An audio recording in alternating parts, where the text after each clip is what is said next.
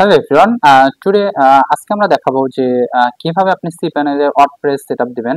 অর্থাৎ সি প্যানেলের মাধ্যমে যে ওয়ার্ডপ্রেস ওয়েবসাইট করতে হয় সেটা শুরুটা কিভাবে করবেন সেটাই মেইনলি দেখাবো। সো ফার্স্ট অফ অল আপনি যদি আপনার যে হোস্টিং প্রোভাইডার কোম্পানি থেকে সি প্যানেল পাওয়ার পর যদি আপনি এখানে লগ ইন করেন তাহলে এমন একটা ইন্টারফেস আপনি দেখতে পাবেন সি প্যানেলের। আর এই সি প্যানেলের থিমটা হচ্ছে জুপিটার। সো আপনি যদি জুপিটার থিম ইউজ করেন আশা করি আপনার সি প্যানেল ইন্টারফেসটাও এমন হবে। সো এখন আপনি এখানে ওয়ার্ডপ্রেস সেটআপের জন্য যদি আপনি একটু নিচের দিকে আসেন তাহলে এখানে আপনি একটা অপশন পাবেন, সেটা হচ্ছে যে ওয়ার্ডপ্রেস ম্যানেজার বাই যেই এখানে দেখতে পাচ্ছেন। সো এইটাতে যদি আপনি ক্লিক করেন তাহলে আপনার সামনে দেখেন যে একটা ইন্টারফেস শো হবে।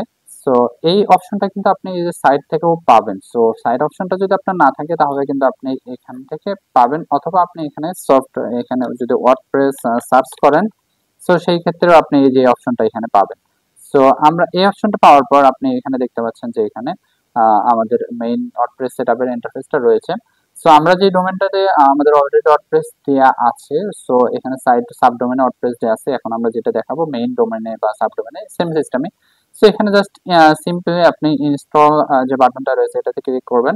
সো ক্লিক করার পর আপনার যে ইন্টারফেসটা রয়েছে এটাতে আপনি কাজ করতে হবে। সো এখানে মেইনলি আপনার এই যে এই জায়গাটাতে একটু দেখার বিষয়। সো এখানে যদি আপনি আপনার মেইন ডোমেনে ওয়ার্ডপ্রেস সেটআপ দিতে চান তাহলে মেইন ডোমেনটাই সিলেক্ট করবেন, এবং আপনি যদি সাবডোমেনে ওয়ার্ডপ্রেস সেটআপ দিতে চান সো সেই ক্ষেত্রে আপনি সাবডোমেনটা ইউজ করবেন। সো আমরা এখানে মেইন ডোমেনটাতেই আমরা ওয়ার্ডপ্রেসটা সেটআপ দিতে চাচ্ছি। সো মেইন ডোমেনটা সেটআপ দেওয়ার এখন এই জায়গাটাতে ক্লিক করার পর এখানে আপনি এই জায়গাটা সম্পূর্ণ ফ্রি রাখবেন। সো এখানে অনেক সময় দেখা যায় যে ডাব্লিউপি এমন কিছু থাকতে পারে। সো এটা কিছু থাকলে আপনি জাস্ট এটা কেটে দিবেন।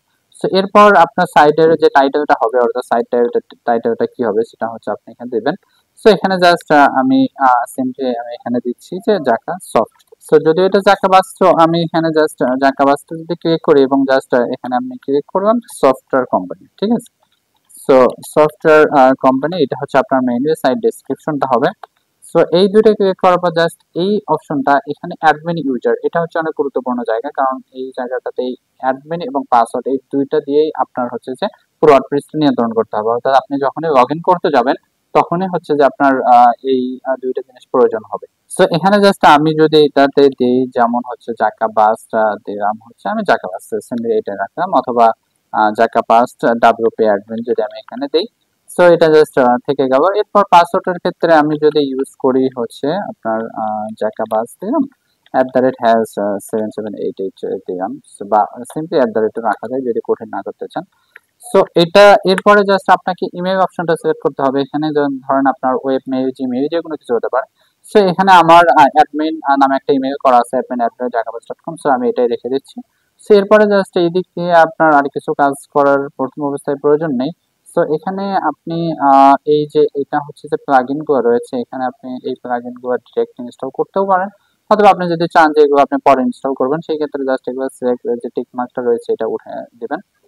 সো উঠা দেওয়ার পর জাস্ট আপনার হচ্ছে এখানে ল্যাঙ্গুয়েজটা সিলেক্ট করবেন। এখানে ইংলিশটা ডিফল্ট রয়েছে, আমি ডিফল্টটাই রেখে দিচ্ছি। সো এরপর জাস্ট ইনস্টলে ক্লিক করলেই মোটামুটি আপনার ওয়ার্ডপ্রেস সেটআপের কাজ শেষের দিকে। সো জাস্ট একটু সময় নেবে এটাতে যেই ওয়ার্ডপ্রেস কিভাবে সেটআপ এটার জন্য।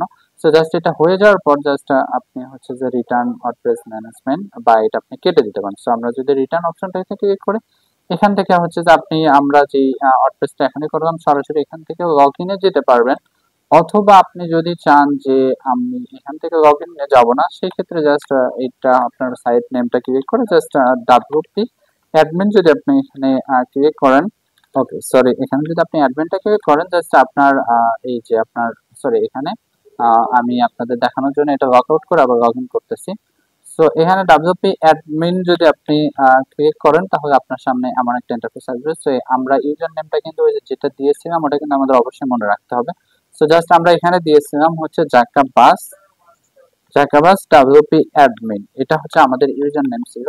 আর এখানে পাসওয়ার্ডটা জাস্ট আমি কপি করে রাখছিলাম, এটা পাসওয়ার্ডটা এমন ছিল আমাদের। তো জাস্ট এরপরে হচ্ছে যে আপনি লগ ইন যদি ক্লিক করেন তাহলে আপনার ওয়ার্ডপ্রেসটা হচ্ছে যে এখানে দেখাবে যে আপনার ওয়ার্ডপ্রেসটা এমন। সো ওয়ার্ডপ্রেসটা প্রথমে আপনি জাস্ট এখান থেকে ইনস্টল করার পর এখানে আপডেট যে অপশনটা রয়েছে এটা আপনি আপডেট চাইলে দিতে পারেন, যে মেইন ভার্সনটা যদি আপনি চান এখানে দিতে পারেন। এরপর প্লাগইন অপশনটাতে আপনি বেশ কিছু প্লাগইন ইউজ করতে পারেন। এখানে আপনার হচ্ছে যে ইচ্ছা অনুযায়ী যে কোনো প্লাগইন আপনি এখানে সার্চ করে দিতে পারেন। যেমন আমাদের প্রথমের জন্য আমাদের হচ্ছে ওয়েবসাইটের পোস্টের জন্য সব থেকে ভালো প্লাগইন যেটা, সেটা হচ্ছে যে আমরা ক্লাসিক এডিটর বা আরো বেশি কিছু গুরুত্বপূর্ণ প্লাগইন প্রয়োজন হয়, তো সেটা তো অবশ্যই দেবেন।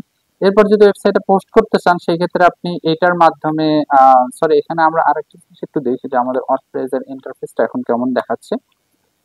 সো আমরা যে সেটআপ দেওয়ার পর আমাদের জাস্ট সিম্পলি এমন একটা ইন্টারফেস দেখাচ্ছে। সো আমরা যদি থিম সিলেকশনে যাই, সো থিম সিলেকশনের জন্য আমাদের এই যে অ্যাপিয়ারেন্স যে অপশনটা রয়েছে এটাতে যে আমরা যদি এখান থেকে অ্যাড নিউ থিমে ক্লিক করি, সেক্ষেত্রে আমাদের এখানে হিউজ থিম দেখাচ্ছে। এখান থেকে যদি আপনি আস্ট্রা বা এখানে যে কোনো একটা ক্লিক করতে পারেন।